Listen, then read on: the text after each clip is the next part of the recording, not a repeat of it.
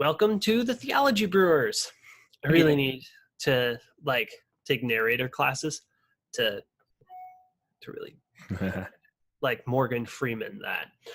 Welcome to the Theology Brewers. Which is nothing like Morgan Freeman. Or James Earl Jones. I guess feels so goofy. Welcome to the Theology Brewers. I don't know. But welcome. Glad you're watching, listening, whatever you're doing. Or running for your life because you realize the show's back on. I thought they got canceled. It's a wonderful thing about self-production and not having to worry about ratings. No, see, we're like Firefly. Everyone wants us to come back. So we came back. Unlike you realize in 3 months, our first video only has like 50 watches, right?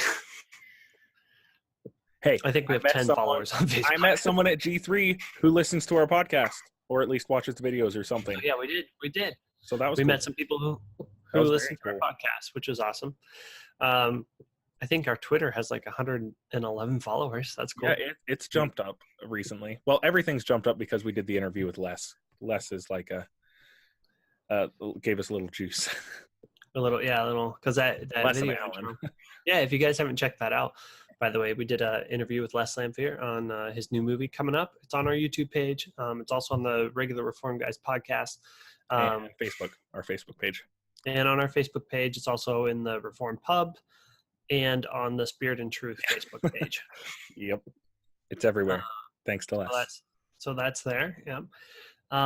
Unfortunately, watch it. I'm going to apologize right now for the audio because we goofed on the microphone setting, or else it would have been way better. That's why it's.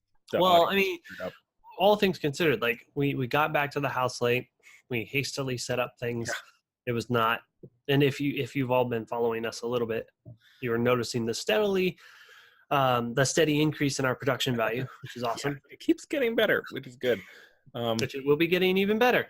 So yeah, we had planned to have like an hour to set up, and we had about 5 minutes because we got stuck in traffic on the way back to Alan's house. Yeah. So, by the way, when Alan tells you that something's 50 minutes away, double it. Mm-hmm. That was not his fault. Joke. Technically, no is joke. 50 minutes away from the convention center. It's that many miles. But if you don't live where I live, where there's no traffic, then double it. Yeah. Because if I say something's 40 minutes away, it's literally only 40 miles away. Well, yeah. Not like that doesn't work there. We do want to very much thank Alan from the Regular Reform Guys for hosting us. It was awesome. Great time. We didn't get to really hang out until Saturday because the conference only went till noon. Then, getting to do that interview with Les and just hanging out with Alan and his wonderful family. And then I went to church with them the next morning and stuff, and just awesome time. Awesome. It was great. Really glad that we've been able to connect. And ever since that first meeting at the Waffle House with Alan where he spilled his drink all over himself, just awesome. But also, this is a total side note. Did you see the trailer for Hobbs and what's his name? Fast and Furious. Oh, I haven't. I saw a picture of it, but I haven't seen the trailer for it. Oh my goodness. Is it actually a legit thing or was it a joke? No, it's legit. Fast and Furious is making a movie with Jason Statham and Dwayne Johnson called, I always want to say Calvin and Hobbes, but they're two characters, Hobbes and Statham. Whatever his name is. I can't remember. Man, why can't I do it? I haven't watched those movies in a long time. Doesn't matter. So here's the thing. They're leaving out Van Diesel again, which seemingly, I'm sure he'll have a cameo in it somewhere. Right. But I don't know. I'm getting tired of seeing him. Which is frustrating that they're leaving out Van Diesel again. But Jason Statham and Dwayne Johnson are made for a movie together. Oh, absolutely. The way they interacted in those, which, by the way, I understand the Fast and Furious movies are the same movie over and over again. And they're really not that good, but no, they're really not. They're eye candy. They're pretty much just eye candy. But once you started back, you just want to keep watching them for some reason. I don't know. They're over the top crazy now. It's got cars and explosions. Like, why? If you have expectations for these movies, that's on you. That's your fault. Yes, like you should not have, you just got to take them for what they are. It's like the Expendables. Like, take them for what exactly. They're just for fun. Chuck Norris is going to walk up and make a Chuck Norris joke. Like, it was so good. That movie got a lot of hate. That movie was hilarious. Well, they're bad movies, but no, they're exactly what they're meant to be, which is funny. They're not meant to be. They're bad movies. Like, they're badly made movies. They're not. Anyway, they're great. Hobbs and Shaw. But, so their characters were great. The interplay between them in the Fast and Furious movies. So as much as I hate that it's a Fast and Furious movie without the Fast and Furious stuff, it makes sense to use that branding because you already have the character. Why make a movie from scratch when you've already got the platform? Right. It's like a buddy cop movie, except they're not buddies or cops. Well, one's a cop, but I mean, Hobbs is a cop. But so here or there, I'm going to probably watch it because that's just how twisted entertaining. I've gotten roped in. It's going to be hilarious. Oh yeah. The best part of that last movie was the scene where he's in the plane. Yes. With the baby. And he puts the earmuffs on. Way too funny. Anyway. So back to G3. Total side note. The conference was awesome overall. Amazing. Fantastic. And I really think that Andy Stanley and Leighton Flowers should have gone because like 3 weeks before they recorded their little thing on how Calvinists evangelize, like blew their mind. They're like, how do they do this? The entire conference was on missions. Go watch it on YouTube. Actually, Steve Lawson, the one night too, he nailed it.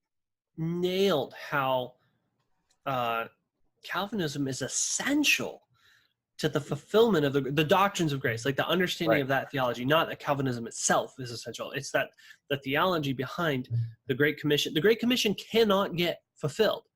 Apart from God's divine election. The only assurance that the Great Commission gets fulfilled is because of God's divine providence and election in that. Right.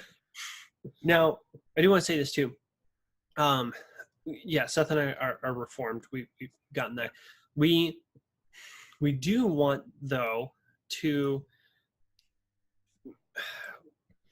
don't want to be an echo chamber podcast and just be one of all the same. Like, we want to be able to have other people on with differing perspectives to talk about their positions, and we want to be a little bit more broad. I'm not saying holding hands, singing Kumbaya, but bringing up that there are differences, and these differences are important. So Catholics, I think it'd be awesome if we could get other people, some Muslims on, or just differing that'd be crazy groups to be able to talk about the differences, because you need to, as a Christian, you need to know what the differences are and how to respond to these things, right, and how to defend your own faith. And you can't do that if you're never being challenged with that, and you're in an echo chamber, and you don't have to. Like, all Christians should be able to defend the deity of Christ. Most can't. And on that note, in defending your position, you need to be able to do it without defending against strawmen from their position. Yeah, you can't make caricatures and then be like, right, oh, look at that. Like, that's the main issue, even with people who debate against, say, our position on Calvinism. The main issue is they have not actually taken the time to understand our position. Now, for example, Sam and I, extreme differences on covenant theology and paedobaptism, right? But the thing is, I can articulate his position and defend it even against someone who doesn't. Right, not perfectly. Yeah. I can articulate it very well. Why? Because I need to be able to understand it from their perspective so that I can better not only understand mine, but when I look at scripture, I can compare, be like, okay, so which one's more biblical? And then I came to my conclusion. And see why he's wrong. Hasn't happened yet. And by yet, I don't mean that there's a chance. I might as well get it in. Yeah.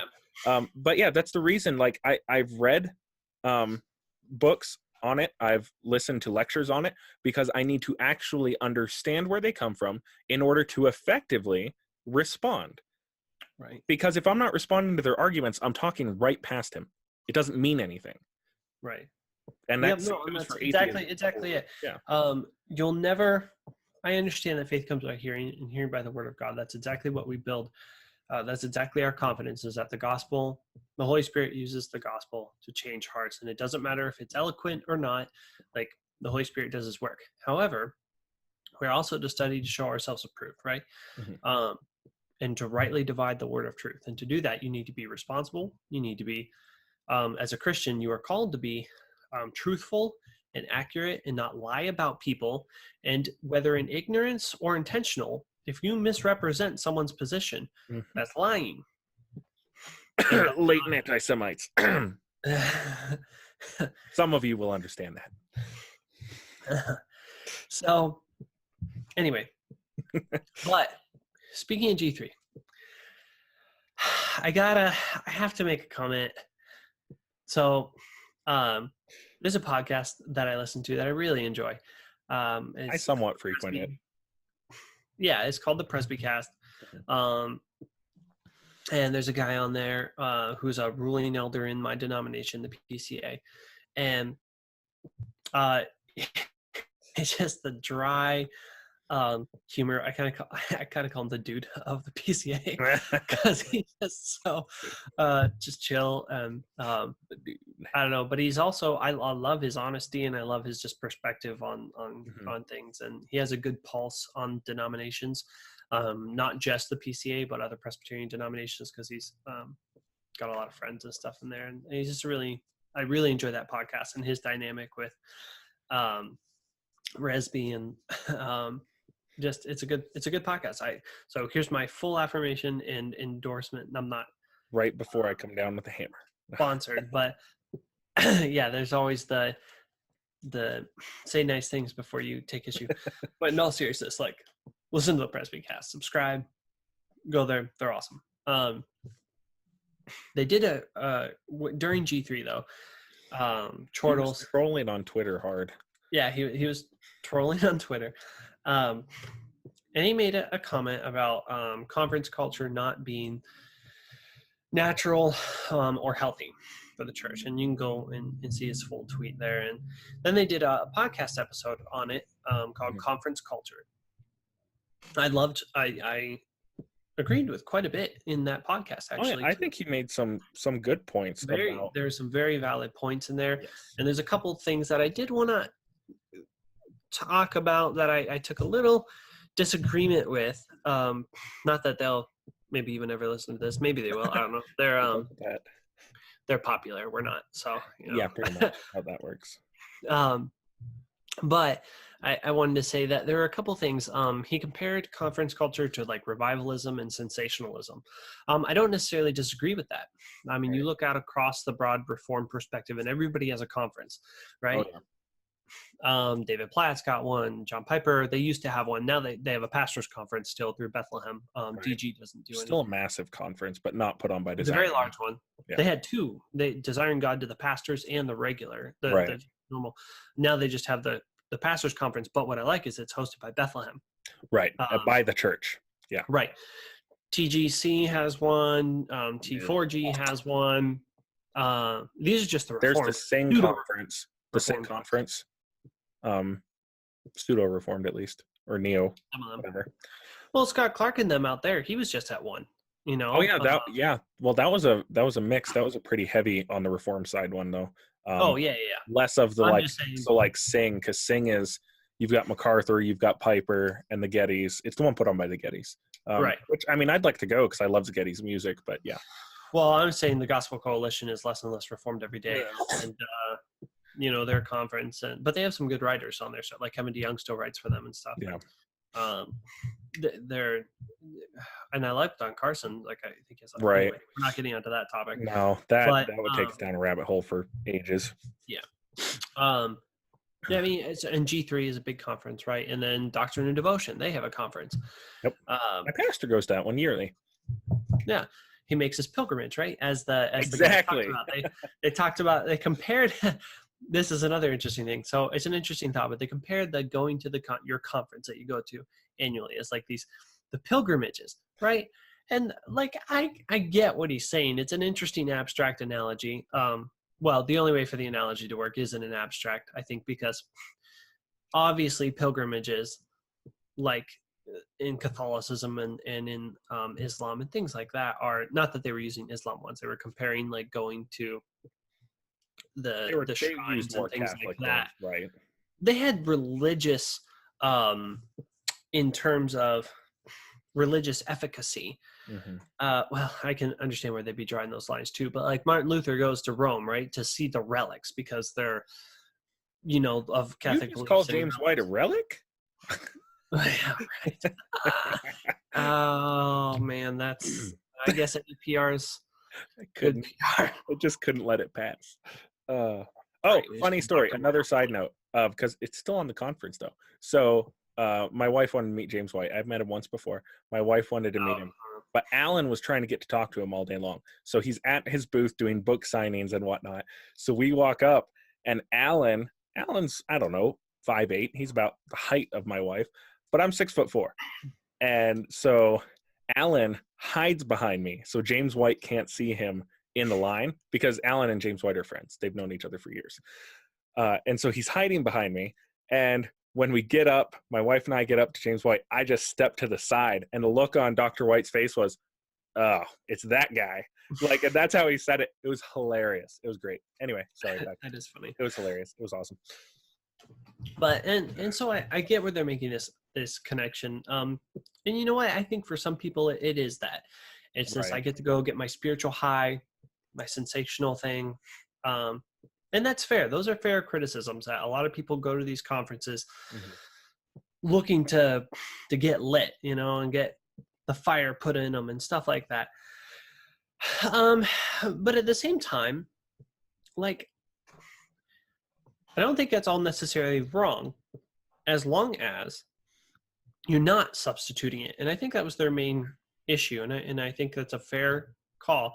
As long as you're not substituting these conferences for your church, and as long as you're not comparing your pastor to these guys they're gifted. They just are. They're gifted in speaking. They're gifted in inspiring people. And some of them are gifted in theology.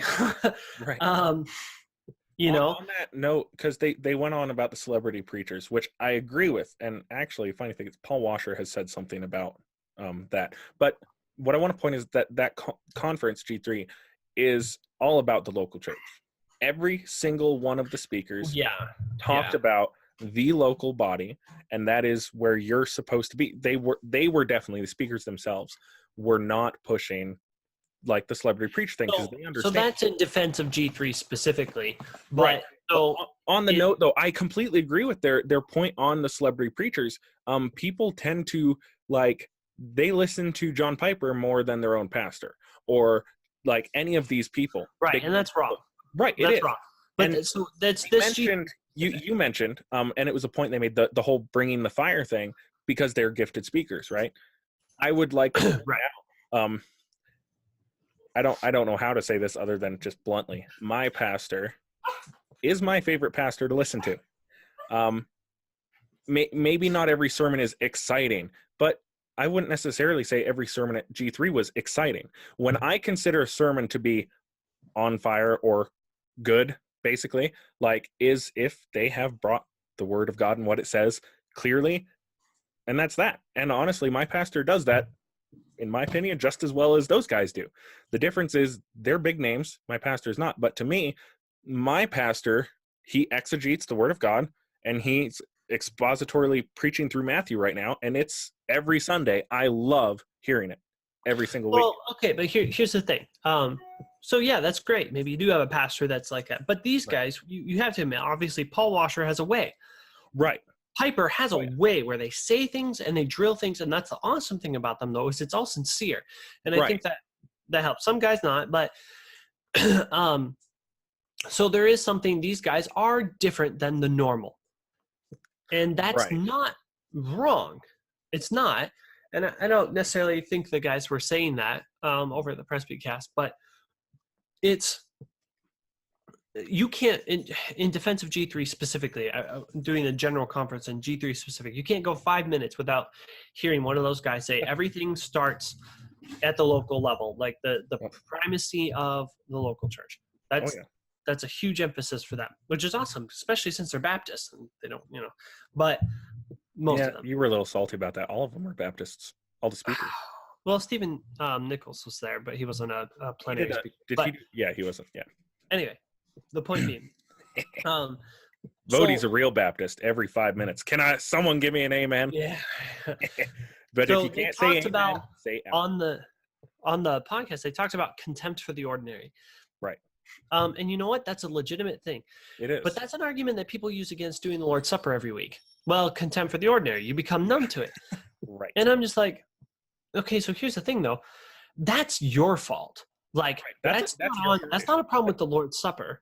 Right. That's not a problem with your pastor, who isn't John Piper, maybe. Right. He was my pastor for a while. Like, contempt for the ordinary, that's your immaturity. Right. A lot of these speakers would be the first to tell you, like, that your local pastor is the person who is there for your. So listen, I don't think it's wrong to go to these conferences. I think it's actually helpful and good in some ways to go to these conferences. And you're right, there is a revivalism aspect to it. Yeah. And as long as you're not, but it's about the content of what's being preached and given. Right. And so they had a guy on, Chris Drew. I don't know him. Seems like a nice guy, but he actually went to Bethlehem and the DG conferences and stuff too, which I did as well. I went to Piper's Church for 5 years. I went to the last 3 DG conferences. And I don't know if this is true. There is one thing I do want to bring up. He said that there was a guy that Piper really liked, but Piper wouldn't have him at the conference because he wasn't a good speaker. But Piper loved his content. And I would like to hear that a bit more substantial, because that's a pretty big accusation, to be honest. If it's not true, you know what I'm saying? Like, to me, that's a pretty big character indictment. Because that's not how I know Piper to be. Piper cares about content and content communication, sure, but I don't know. Like, I just felt a little weird for someone to kind of like say that as unsure, because he wasn't sure in that story that he was telling about that. At least he didn't sound very sure, and so that I think would need to be a little bit more cited, because that would not be something indicative of Piper's character. Isn't that how Kevin DeYoung got more known? Is because he was a small-time speaker, and then Piper had him at a DG conference?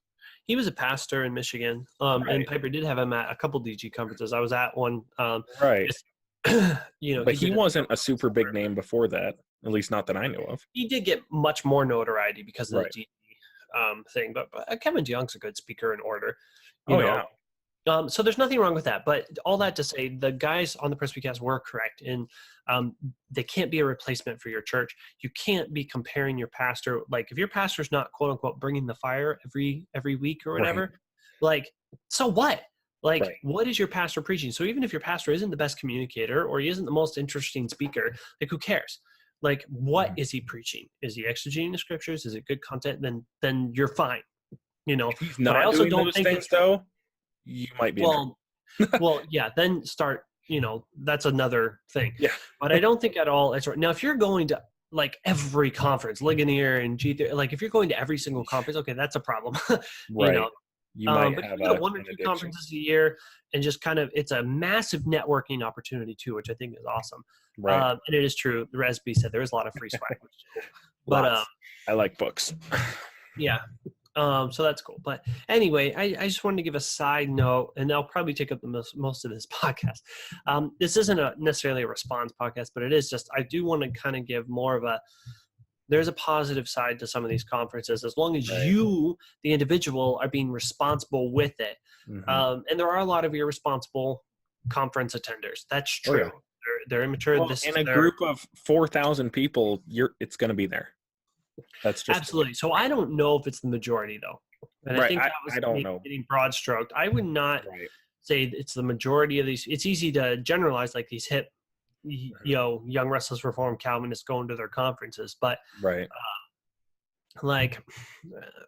don't know if it's fair to make that generalization per se. I think it's a little too general to be that sure about.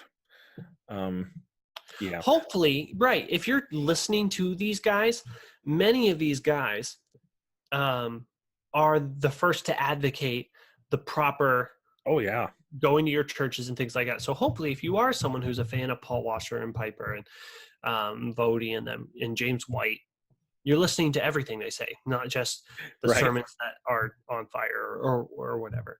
Right. So that's all I really all I wanted to say. I want to touch on that. I don't think it's unhealthy I don't think it's unhealthy to go to conferences and stuff. I think you can do it in an unhealthy way. Yes. By and large, going to a conference or two a year, I don't think is unhealthy or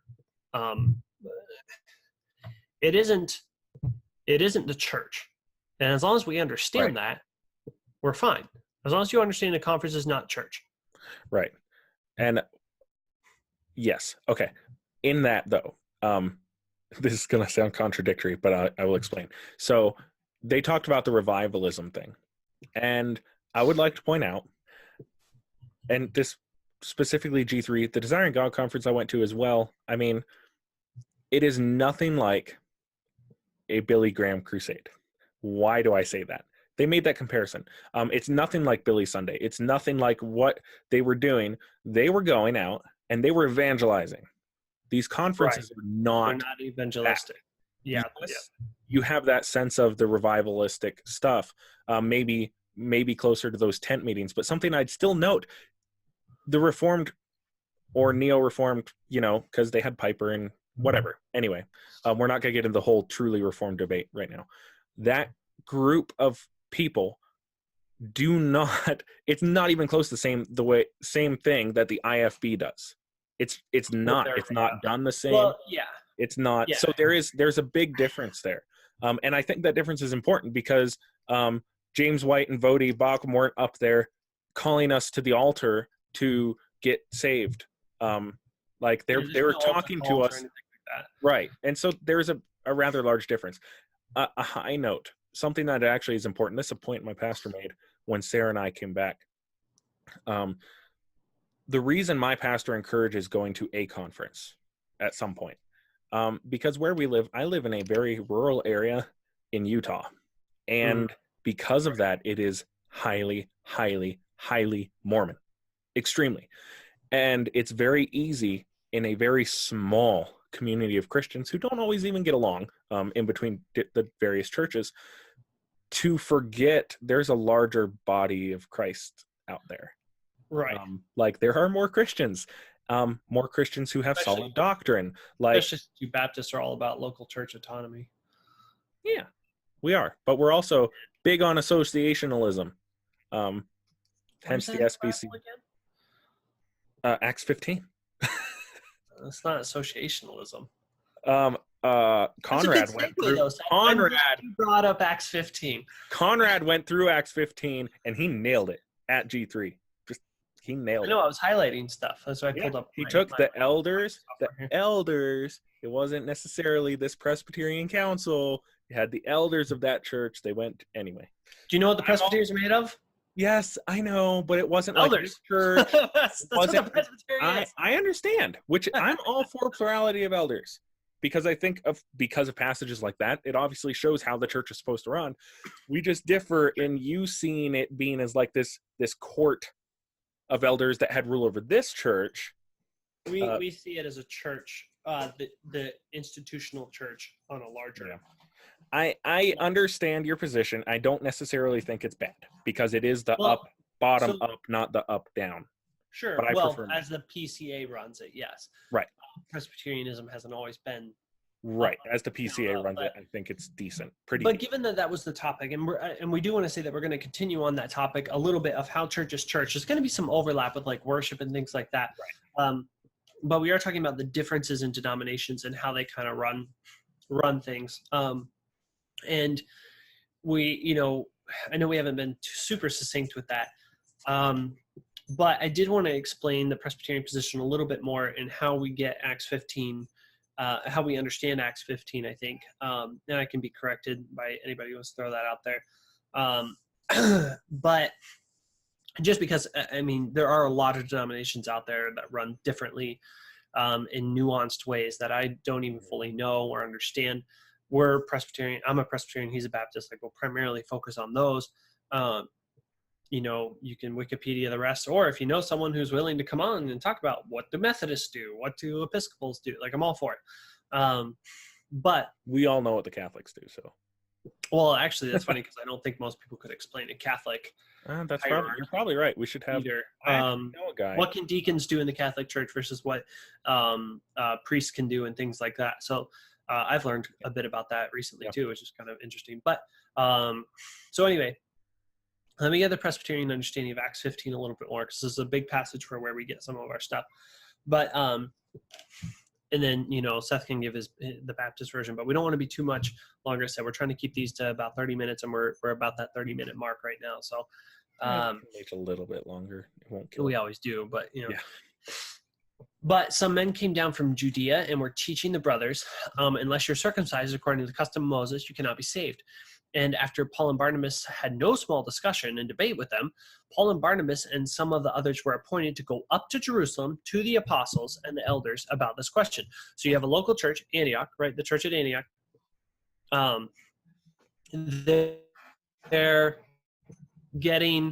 There's a dispute about whether you have to be circumcised or not, right? And so they are sent to go to Jerusalem to talk to the apostles and elders about it too. So they're appointed by this church. They're elders of this church. They planted the church, right? I think, right? Paul planted the church in Antioch. Possibly. I don't know. I don't know. Actually, that's I'm just having a brain freeze on that. But anyway, so being sent on their way by the church, they passed through both Phoenicia and Samaria, and just talking about that. And then when they came to Jerusalem, they were welcomed by the church, the apostles, and the elders, and they declared that all God had done. So they're coming back, they're giving a report on these churches. Verse 6, the apostles and the elders were gathered together to consider this matter, and after there had been much debate, Peter stood up and said to them, and Peter gives the account of how he was told to go to the Gentiles and stuff like that. So we jump down to verse 12, and all the assembly fell silent, and they listened to Barnabas and Paul tell about the signs and wonders God had done through them among the Gentiles. And after they finished speaking, James replied, which is interesting when you're talking to Catholics and stuff about that. James is actually the presider. This is the first church council. We all agree that this is a church council made up of church leaders, right? We all agree with that. James replied, brothers, listen to me. And then he reiterates what Peter said. And then you jump down to verse 19. James says, therefore, this is my judgment. And he says, Gentiles don't have to be circumcised. And so then, verse 22, here's what they do. Then it seemed good to the apostles and elders with the whole church. Obviously, not everybody in the church, i.e. congregation, was there. This was church leaders. The whole church chose men from among them and sent them to Antioch with Paul and Barnabas. And they sent Judas, called Barsabas, and Silas, leading men among the brothers, with the following letter. So elders from Antioch and apostles come to Jerusalem. The elders and apostles get together, and they have a council. They debate, they argue, they talk. James gets up and says, this is my judgment. He says Gentiles don't have to be circumcised. So then they write a letter, this church council, and it says, as I said, the whole church to choose men from among them, and they sent them to Antioch with this letter, and they read the letter. So kind of a decree comes from this general assembly down to then the churches. And this was binding upon all churches from this point on. Listen, this is what church councils are for. Right. Theological debate started in Antioch, so they take it up to a bigger body. That bigger body then makes a decision and sends it back down. And so that's how we operate, because we see that institutionally. Now, Baptists, you guys don't, right? You see that as associationalism, where this church was having an issue, so they went and discussed it with other elders. But I don't think the Baptist position really covers the authority part there. Now, you could say that, well, James is an apostle, right? These are different. Yeah, the apostles, it is definitely different circumstances. Because they were definitely apostles, and the apostles were, well, Peter was the cornerstone the church was built on. So you do have. What, are we Catholic now? No, Jesus, not cornerstone. Sorry, the rock. Jesus cornerstone. Peter's the rock. He says, "Upon this rock I will build my church." Oh, great, we're Catholic. We're not Catholic. Right here, right now, I'll say that the official church dogmas, as codified in the Council of Trent, are. I would agree that Peter was a head. Yes. we'll go with that. I'm not but James was presiding over this council. James was the head guy at this council. I'm not talking about who's presiding. I'm just saying the apostles make this a very different situation than anything we have today. So this is why, though, I do take the position that I don't have an issue mainly with the PCA's way, the structure, because I see how you get there. But and you guys try and preserve your local church autonomy.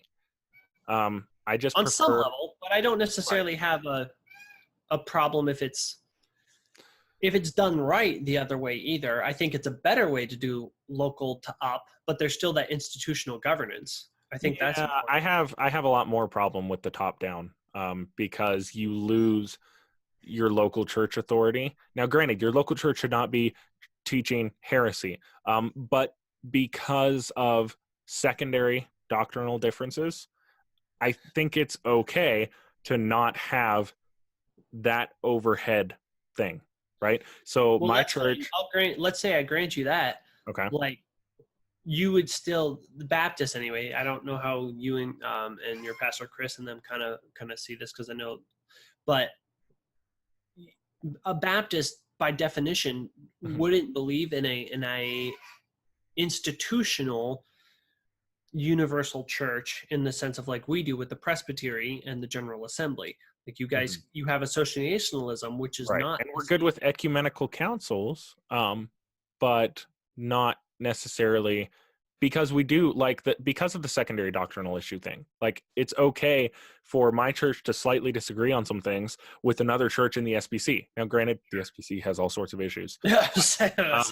We could get into those, but it's okay. Like, so I could go to a Calvinistic Baptist church in the SBC, which is not teaching heresy, but I think they're teaching some error.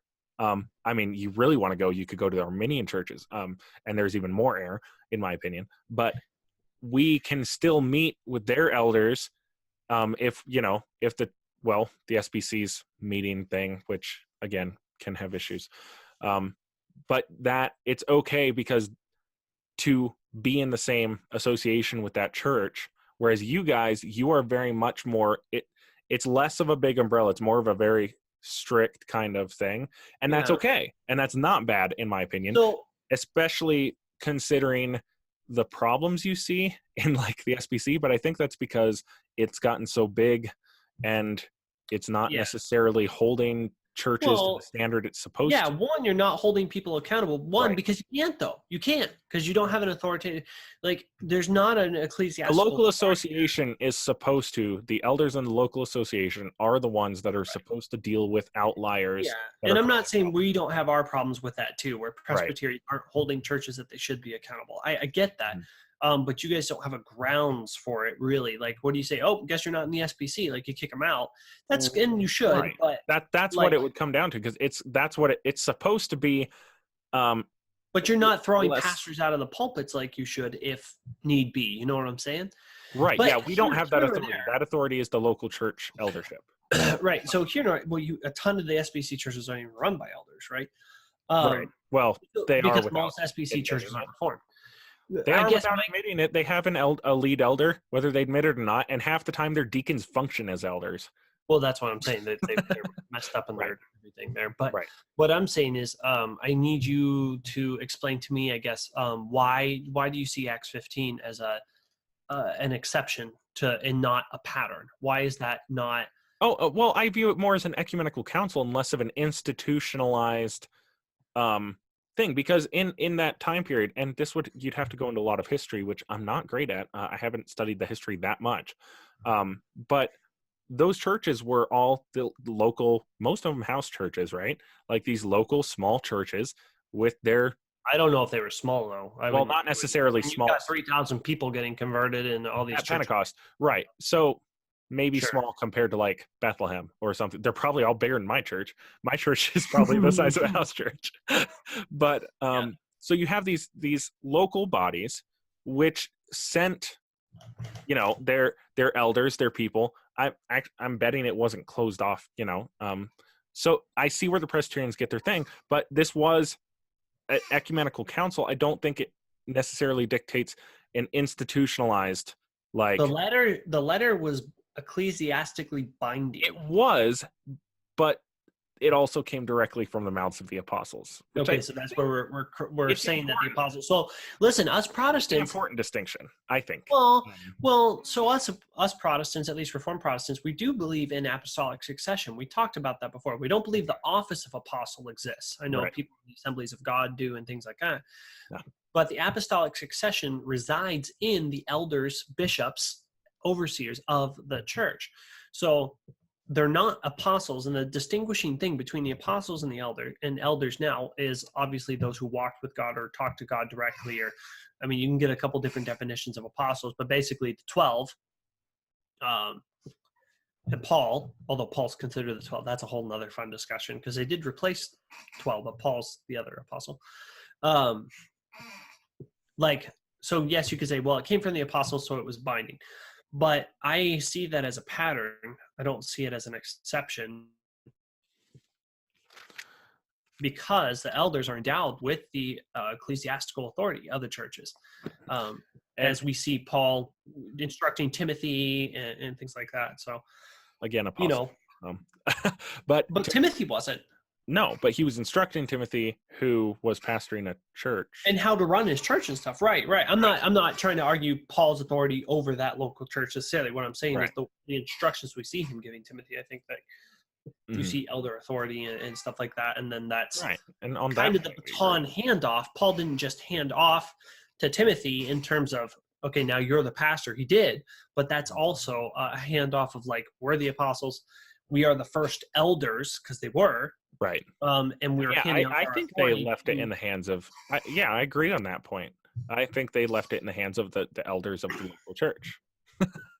But yeah, honestly, Conrad's sermon he went through the entire book of Acts, so it was kind of an overview, but he brought up points that I haven't studied it nearly. I'll have to go back and listen to that. I took notes on it, but his sermon on that, once it's up on YouTube, Conrad Mbewe, or however you say his name, I'm really bad at it. But his sermon on through Acts was great. And so real quick stuff. Oh, sorry. Real quick, all that stuff's on the G3 website. You can go back and listen to the conference messages. Is it up now? Yeah, I think so. I know the Sovereign Nations thing is up. Oh, Sovereign Nations thing is up. Check. We can see if the other one's up real quick too. By the time we post this video, I'm sure they'll be up. But hopefully I would definitely recommend going to listening to Steve Lawson's first session too on if you really struggle with why do Calvinists witness? Like, what's the point?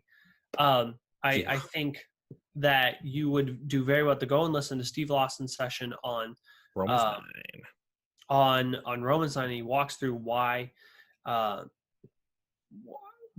Calvinists witness and why it's actually essential to the mission field. And many of the missionaries you know by name, by the way, if you grew up Protestant, were Calvinists, by the way. Hudson Taylor, George Mueller, these guys, right? On that same note, a book, it's a very small book and it's pretty cheap. It's called Evangelism, the Sovereignty of God by J.I. Packer. It will answer all your questions as to our position on evangelism. Very thoroughly, very good book. And you'll probably come out thinking we're less crazy than you think we are. Yeah, there's a lot of caricatures that go on in the world. But anyway, we're open to critique. We're open to questions. Yes. So hit us up on our Facebook page. Thumbs up and subscribe on the YouTube. On Twitter. Follow Twitter. Subscribe to the podcast. Do all those fun little social media things. We'd love it. We'd love to get more content out there. We are trying to grow.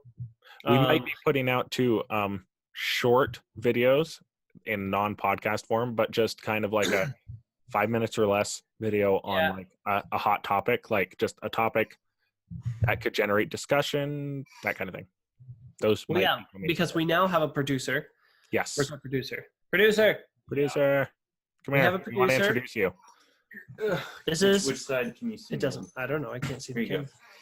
This is our brother, Steven, brewer. The other brewer. The youngest one. Boy. Another brewer. Theology Brewers, by the way. Swag. We'll talk about that. Yes.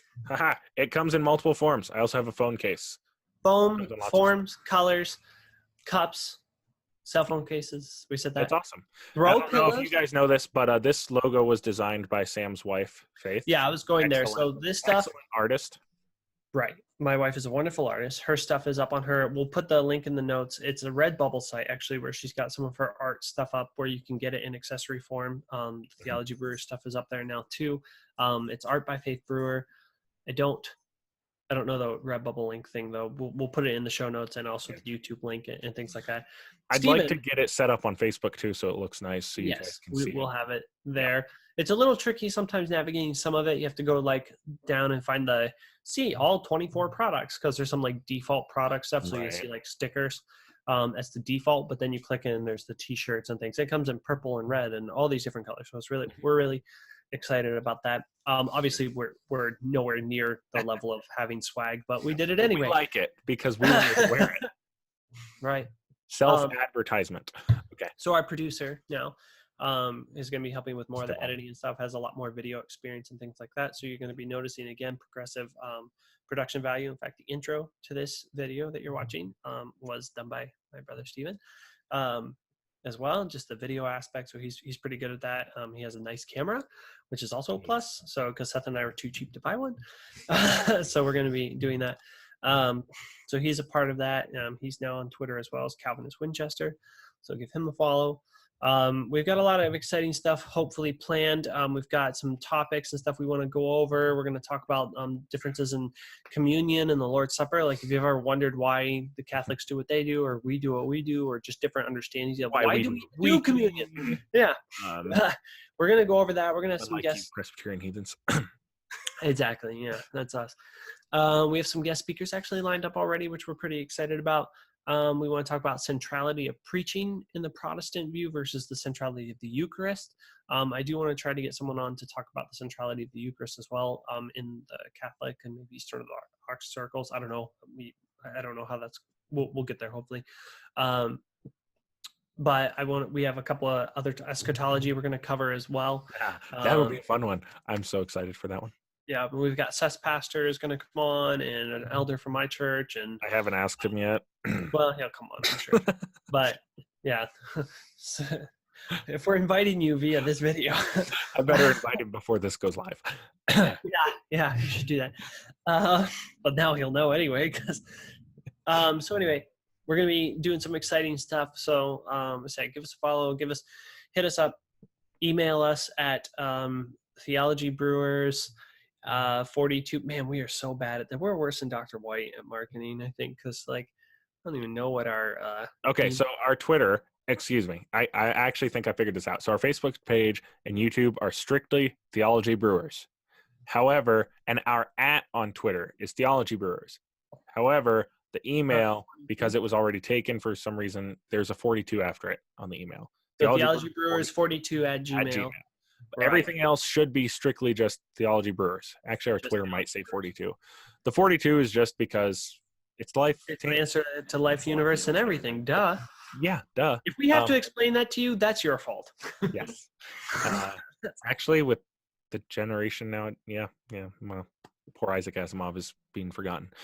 That wasn't Isaac Asimov. It was Douglas. Yes, it was. Douglas Adams, Seth. Wow, you're right. Wow, not Asimov. Did Asimov Steven is now replacing Seth in the Theology Brewers. Right. Isaac Asimov was iRobot. You can't edit this out. You need to own your shame, sir. Hey, if he's gonna edit us, you're right. I'm sorry. That was iRobot, not. Well, and many others. Right. Sorry, I chose the wrong dude. Either way, hey, he's been forgotten too. Hitchhiker's Guide to the Galaxy. Right. One of the original screenwriters for Doctor Who. I can't. Yep. Sorry. Believe that. You can't because it has been a long time since I've watched. That's like saying use the Force. Ouch. Ouch. Okay, that's fair. That's fair. Ridiculous. In the certain nerd culture, that's fair. To be fair, though, that is the only work by Douglas Adams I know, and I only read it once. So, all the books? Did you read all of them? I think our dad had them all. I think I read them. Hitchhiker's Guide to the Galaxy. The movie. Restaurant at the End of the Universe. Yes. Life, Deep Universe, and Everything. So Long and Thanks for All the Fish, and Mostly Harmless. Yep. Deep Thought, the computer. We still don't know what the ultimate. Stop explaining the inside joke. I'm not. I'm just saying Deep Worst Thought. thing. Deep Thought. People need to go look that up if they don't understand 42, but it really is the best thing ever. You can actually Google it too and click I'm feeling lucky. I think, and it comes up and tells you exactly what. Or ask Siri. Siri does something with that too, I think. But anyway, we are It's an way inside over joke. time. Go back and watch all your favorite science fiction movies. Almost 99% of the time, you'll find a 42 hidden in the movie. Again, you're explaining the joke. I'm just saying. No. Oh, you're so fired. Explaining it. I'm not You're explaining done. anything. You're fired. I'm just saying it's everywhere. That's why we used it. Okay. Stop talking. Stop talking. It's not in Star Wars. I think Lucas decided not to do it. He can't turn off. He doesn't have an off button. No. When I want to talk, I will not be silenced. Is there a mute on this? For you can't mute. Is Steven doing the editing on this? Because you're done. Oh, he needs to learn how to use the program I've been using, and then he can do the editing. He will. Well, I gotta get it. I got him using this anyway. But anyway, folks, stick around with Theology Brewers. We also realized when we did the interview with Les, we don't have a tagline. Yeah, we need one of those. So help us out. Right? Isn't that what social media is for? Like doing that? Yes. Tweet. Give us a tagline for Theology Brewers. I hope the pun's Facebook. not lost The on what? people. I hope the pun's not lost on people. Why we're the Theology Brewers? Like I assume everybody understands. Okay, if you have to explain that one, we'll have issues. Yeah, I would. Yeah, I agree. So hey, give us a tagline. We could use a tagline. Help us out. Yes. Past that, we will see you next time on the Theology Brewers.